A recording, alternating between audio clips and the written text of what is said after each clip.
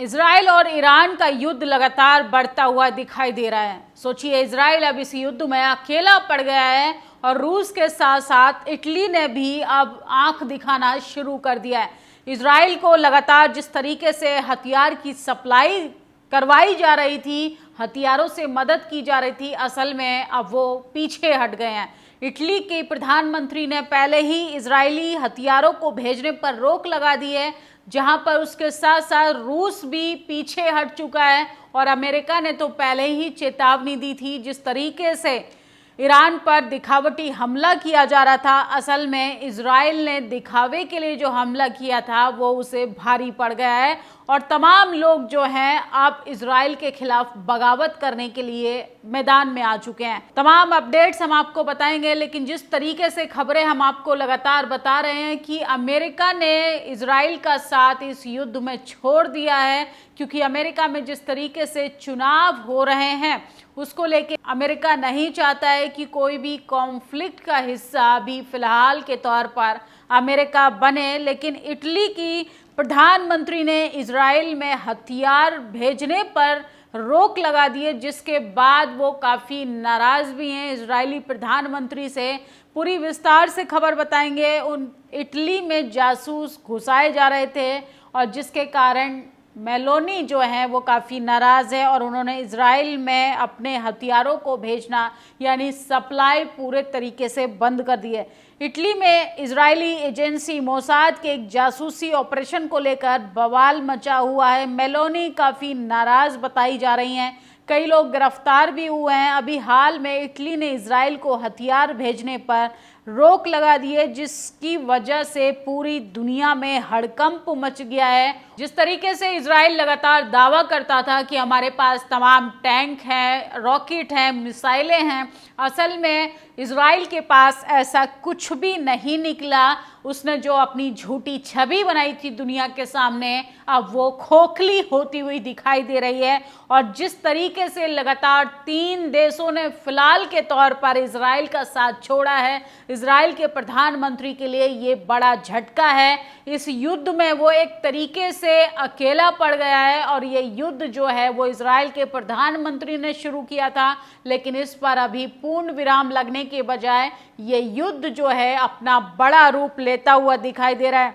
अमरेश मिश्रा लिखते हैं, उत्तरी गाजा पट्टी में जबलिया के पूर्व फिलिस्तीन रेजिडेंट ने यासीन 105 सेल के आईडीएफ का खास अच-जरीट सैन्य वाहक नष्ट कर दिया है। तो इजरायली सेना को भी बड़ा झटका लग रहा है। जिस तरीके से इजरायली सेना को भी लेबनान ने अपनी धरती से हटने की चेतावनी दी थी, इसके बाद B-52 bomber aircraft carrier America ने मिडिल ईस्ट में भेजे महाविनाशक हथियार। ईरान को सीधी चेतावनी। इजराइल और ईरान के बीच संघर्ष बढ़ता हुआ दिखाई दे रहा है। इस बीच में अमेरिका ने मिडिल ईस्ट में अपनी मौजूदगी बढ़ा दी है। दरअसल अमेरिका ने अतिरिक्त बॉम्बर और एयरक्राफ्ट करियर क्षेत्र में तैनाती के लिए भेजे थे। मिडिल ईस्ट में महाविनाशक B-52 बॉम्बर की तैनाती का आदेश दिया है और मिडिल ईस्ट में लगातार बढ़ते संघर्षों को देखते हुए अमेरिका अलर्ट पर है। अमेरिका लगातार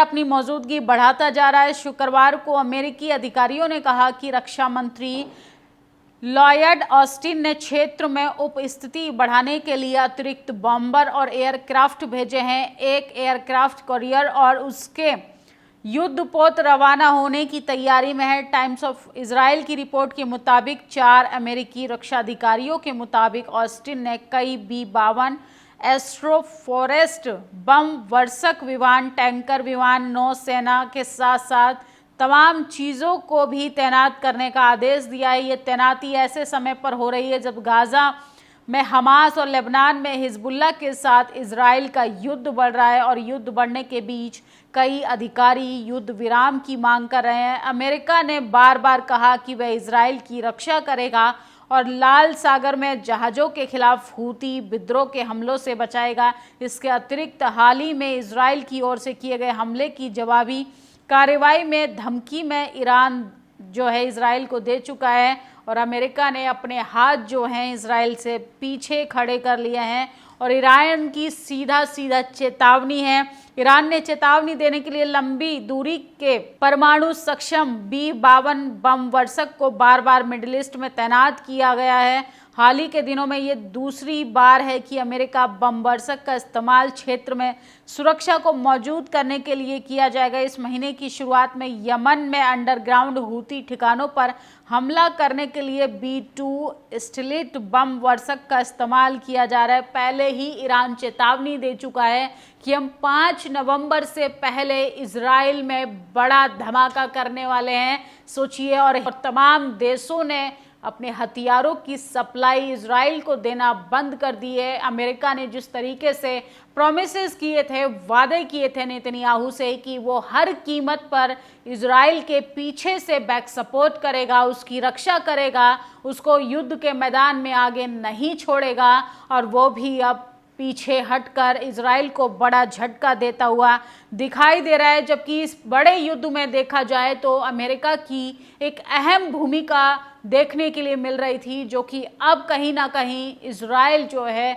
कमज़ोर दिखाई दे रहा है इस युद्ध में। टाइम्स ऑफ इजराइल के रिपोर्ट के मुताबिक अधिकारियों ने क्षेत्र में आने वाले जहाज़ों और विमानों की संख्या नहीं बताई।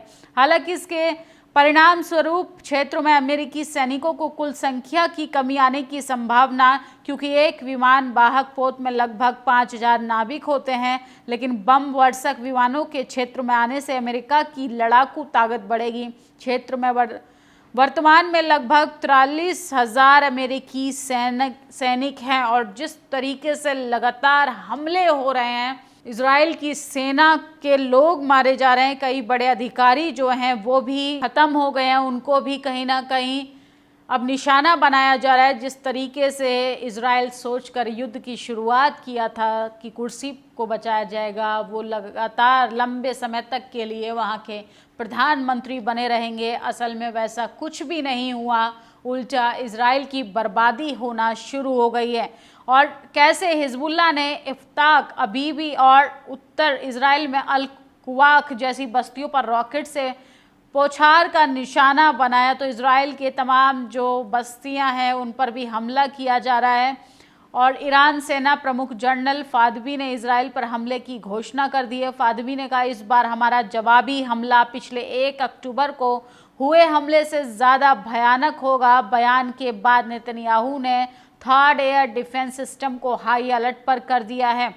फ्रांस के बाद अब स्पेन भी नेतन्याहू को झटका दे चुके हैं। गजा में हो रहे नरसंहार के बाद विरोध में स्पेन ने इजराइल के साथ हथियारी सौदा बंद कर दिया है। एक हथियार को लेके बड़ा कॉन्ट्रैक्ट होने वाला था, जिसके बाद स्पेन ने उसको खारिज कर दिया है, रद्द कर दिया है, और जिसकी वजह से इजराइल की अर्थव्यवस्था को भी बड़ा झटका लगा है। स्पेन में प्रधानमंत्री पेड्रो साnchez ने कहा कि युद्ध बंद नहीं हो जाता, हम इजराइल को कोई भी हथियार सप्लाई नहीं करेंगे, ना ही इजरायली कार्गो जहाज को अपने बंदरगाह पर ठहरने की इजाज़त देंगे। तो सोचिए, फिलहाल पूरे युद्ध में इजराइल की चारों तरफ से मुश्किलें बढ़ती हुई दिखाई दे रही हैं। और बड़ी खबर हम आपको बता रहे हैं कि भारत बना कनाडा का ऑफिशियल दुश्मन, ऐसी भी खबरें आ रही हैं। तो भारत के लिए फिलहाल अपने जो अंतर्राष्ट्रीय संबंध है उनको ठीक रखना बेहद ज़रूरी है। सबसे बड़ी तो खबर ये है कि इटली, रोम और रूस जैसे देशों ने और अमेरिका ने इजराइल का साथ छोड़ दिया है। अमेरिकी इजराइल के जहाज़ों का कब्रिस्तान बना दिया यमन ने, तो लगातार उनके जहाज़ों पर भी हमला हो रहा है। तमाम देश अपने बंदरगाहों पर इजराइल के टैंकों को, जहाज़ों को खड़ा करने से भी मनाही कर रहे हैं, और जो बड़े कॉन्ट्रैक्ट होने वाले थे हथियारों को लेके, वो सब फिलहाल के तौर पर उन पर पाबंदी लगा दी गई है, उनको रोक दिया गया है। क्योंकि इजराइल जिस तरीके से मानवता का कत्ल कर रहा था, बेकसूर बच्चों को मार रहा था, महिलाओं को निशाना बना रहा था, असल में वो पूरी दुनिया ने उनसे अपना पल्ला झाड़ने का काम किया है, साइड होने का काम किया है। क्योंकि सोचिए किस तरीके से इस युद्ध को बेबुनियादी तरीके से लड़ने का काम किया जा रहा था। युद्ध की नीतियों को भी खारिज कर कर नेतन्याहू जो है 4 कदम आगे जाकर इस युद्ध को जीतना चाहते थे। इंटरनेशनल कोर्ट ने पहले ही चेतावनी दी थी कि नेतन्याहू पर नरसंहार का आरोप है। इसके बाद भी तमाम देशों की चेतावनी के बाद अब इजराइल पूरे तरीके से इस युद्ध में अकेला पड़ गया है। फिलहाल इजराइल की जिस तरीके से हथियारों की सप्लाई बंद कर दी है, क्या वाकई में इजराइल का अंतिम समय चलने लगा है या इजराइल की उल्टी गिनतियां शुरू हो गई हैं या युद्ध के बलबूते पर कोई भी चीज़ हासिल की जा सकती है? आप लोग अपनी प्रतिक्रिया कमेंट बॉक्स में ज़रूर दीजिएगा। शुक्रिया।